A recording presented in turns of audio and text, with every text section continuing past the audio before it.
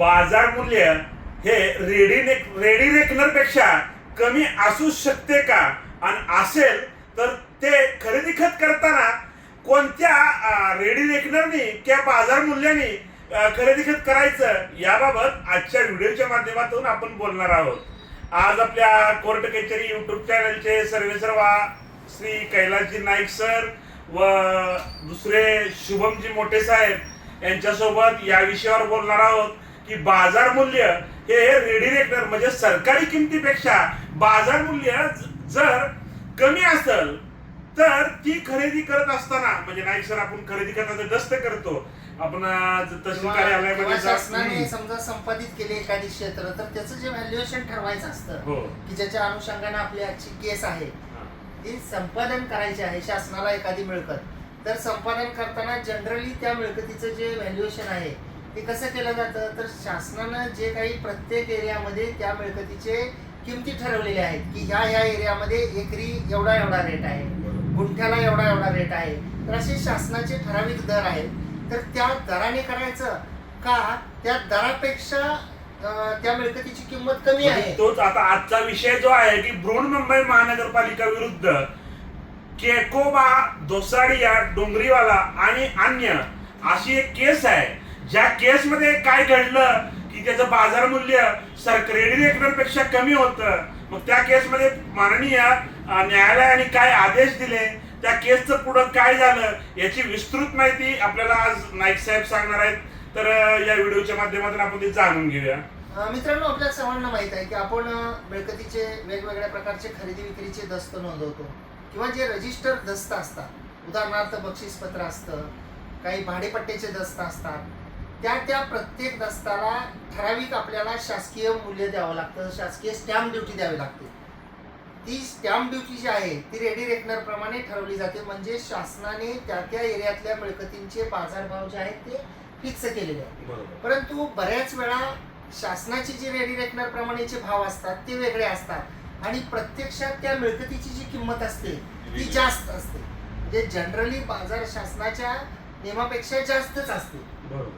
आणि बरेच जण जे आहे ते शासकीय भावाने त्या ठिकाणी, म्हणजे अशा बऱ्याच खरेदी होतात साहेब की ज्यामध्ये रेडी रेकनर बाबा एवढं आहे आणि बाजार मूल्य जास्त आहे, तर खरेदी खत करताना स्टॅम्प कमी बसतो.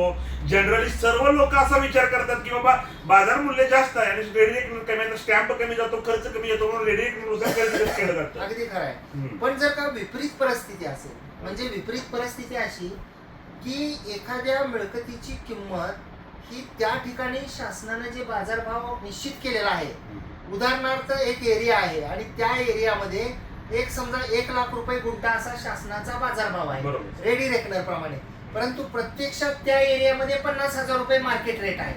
म्हणजे जो खरेदी विक्री जेव्हा दोन व्यक्ती एकमेकांमध्ये करायला जातील त्यावेळी तिथं 50,000 सुद्धा कुणी घेत नाही. शासकीय जे आहे ती 1 लाख रुपये आहे. तर त्या परिस्थितीमध्ये नेमकं बाजार मूल्य कोणतं धरायचं, आणि विशेषतः जेव्हा शासन वेगवेगळ्या प्रकल्पासाठी जेव्हा जमिनी मिळकती संपादित करतं, तर त्या मिळकती संपादित करीत असताना जे संबंधित मालक आहेत मिळकतीचे त्यांना जी रक्कम दिली जाते ती रक्कम ही मार्केट व्हॅल्यू प्रमाणे दिली जात नाही. बाजारभावाप्रमाणे जर म्हणलं तर कुणी म्हणेल की माझ्या मिळकतीची किंमत 50 लाख आहे, कुणी म्हणेल माझ्या मिळकतीची किंमत 1 कोटी. तर बाजारभावाप्रमाणे मागणी आपण करू शकतो, परंतु सरकार जे आहे ते देताना पहिल्यांदा संपादनाच्या प्रकरणामध्ये शासकीय दर त्या एरियातले जे गव्हर्नमेंटचे रेट आहेत रेडी रेकनर प्रमाणे त्या रेटनी दर देतं. त्यानंतर आपण वाढीव नुकसान भरपाई मिळण्यासाठीचं केस कोर्टामध्ये दाखल करू शकतो, त्याच्यामध्ये आपण पुरावा देऊ शकतो. आता पुरावा काय द्यायचा त्या केसमध्ये, तर बाबा गाव तेच आहे, एरिया तोच आहे, शासनाने मला 1 लाख रुपये गुंठ्याने दिलेली आहे आणि त्या ठिकाणी 1 गुंठा त्याच कालावधीमध्ये 2 लाख रुपयांनी खरेदी विक्री त्याची झालेली आहे. त्याच्यामुळं त्यावेळी त्या ठिकाणी 2 लाख रुपये एवढा रेट होता, त्यामुळे मला 2 लाखाप्रमाणे मिळावी, असं आपण न्यायालयामध्ये वाढीव नुकसान भरपाईसाठी अर्ज करू शकतो. या केसमध्ये एक परिस्थिती उद्भवलेली होती की ही केस माननीय मुंबई उच्च न्यायालयामध्ये गेलेली होती आणि त्या ठिकाणी महानगरपालिकेचं म्हणणं असं होतं की जे लवाद नेमण्यात आलेले होते ते माननीय लवाद, म्हणजे ते सुद्धा कोर्टाचेच काही प्रमाणामध्ये त्यांना अधिकार असतात, तर त्यांनी एक निवाडा पारित केलेला होता आणि त्या निवाड्यामध्ये त्यांना असं दिसून आलेलं होतं की जे संपादन क्षेत्र आहे, म्हणजे महानगरपालिकेने जे क्षेत्र संपादित केलेलं आहे, तर ते जे क्षेत्र आहे त्या क्षेत्राचं बाजार मूल्य हे शासनाच्या रेडी रेकनरपेक्षा कमी आहे. त्यामुळे महानगरपालिकेचं असं म्हणणं होतं की लवादाने जो निर्णय दिलेला आहे रेडी रेकनर प्रमाणे नुकसान भरपाई देण्याच्या संदर्भातला, तर तो चुकीचा आहे. त्यांनी ऍक्च्युअल जो तिथं रेट आहे त्याप्रमाणे द्यावं. यावर न्याय निर्णय देत असताना माननीय मुंबई उच्च न्यायालयाने गावडे साहेब, जसं की आता आपण केसचं नाव सांगितलं, मुंबई महानगरपालिका विरुद्ध केकोबाद, दोसाभाई, डुंगरीवाला व इतर असं पार्टीचं नाव आहे. याच्यामध्ये माननीय मुंबई उच्च न्यायालयाने असं म्हटलेलं आहे की जे बाजार मूल्य आहे, मार्केट व्हॅल्यू जे आहे त्या मिळकतीची, ती मार्केट व्हॅल्यू जी आहे ही मार्केट व्हॅल्यू शासनाच्या रेडी रेकनरपेक्षा कमी असू शकत नाही.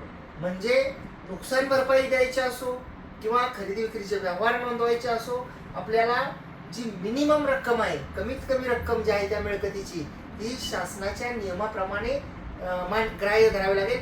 जर मार्केट व्हॅल्यू जास्त असेल तर जास्त रकमेचा आपल्याला त्यावर स्टॅम्प ड्युटी द्यावी लागेल, दस्त नोंदवायचा असेल तर. समजा शासनाने रेडी रेकनर प्रमाणे नुकसान भरपाई दिली आणि आपलं असं म्हणणं असेल की त्या ठिकाणी मार्केट व्हॅल्यू जास्त आहे, तर आपण त्याबाबतचे पुरावे दिल्यानंतर आपण जास्तीच्या नुकसान भरपाईसाठी दावा सुद्धा करू शकतो. परंतु या प्रकरणामध्ये मुंबई महानगरपालिकेचे जे म्हणणं होतं की लवादाने जी नुकसान भरपाई दिलेली आहे संपादन क्षेत्राची, ती रेडी रेकनर प्रमाणे शासनाच्या दिलेली आहे, प्रत्यक्षात तिथं रेडी रेकनरपेक्षा कमी रेट आहे, त्यामुळं लवादाचा निर्णय चुकीचा आहे. तर ती जो याचिका होती ती फेटाळली आहे मुंबई महानगरपालिकेची. लवादा जे आहे त्या लवादा स्वतःच जे रेडी रेकनर, गव्हर्नमेंटचं रेडी रेकनर आहे आणि लवादाचं रेडी रेकनर दोन्ही कंबाईन करून नाही, लवादाचं स्वतंत्र रेडी रेकनर असं नसतं. लवादाचं काम काय आहे की जे दोघांमधला वाद आहे तो वाद सेटल करणं, आणि वाद सेटल करत असताना कोणत्याही गोष्टीची समजा एखाद्या संपादन क्षेत्राची नुकसान भरपाई जर द्यायची असेल तर नुकसान भरपाई देण्यासाठी त्याचा जो क्रायटेरिया आहे तो म्हणजे त्याचं शासकीय व्हॅल्युएशन काय आहे, आणि शासकीय व्हॅल्युएशन जे आहे त्याप्रमाणे लवादाने निर्णय दिला. महानगरपालिकेचं असं म्हणणं होतं की अगदी शासनाचं जेवढा रेट आहे तिथं, शासनाने जी रेडी रेकनर बनवला आहे त्याच्यापेक्षाही तिथं कमी रेट आहे, त्यामुळे त्या कमी रेटनं दिलं पाहिजे. तर याच्यामध्ये माननीय कोर्टाने असं म्हटलंय की रेडी रेकनरपेक्षा कमी रेटनी जी आहे ती म्हणजे नुकसान भरपाई देता येणार नाही.